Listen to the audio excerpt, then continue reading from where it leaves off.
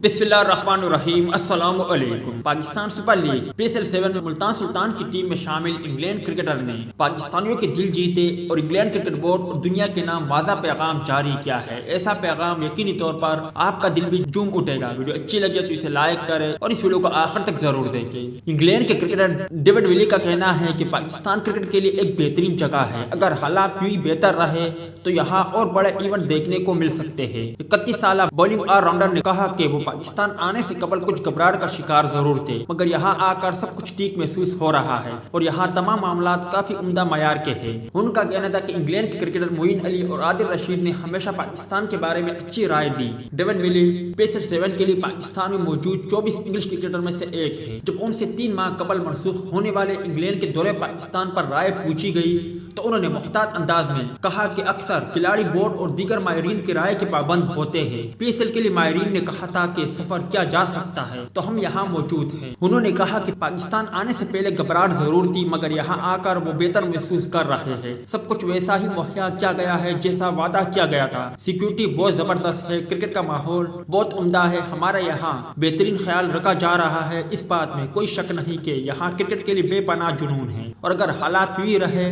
Covid और दीगर हिफाजती मामला बेहतर रहे तो यहाँ और भी उम्दा क्रिकेट देखने को मिलेगी।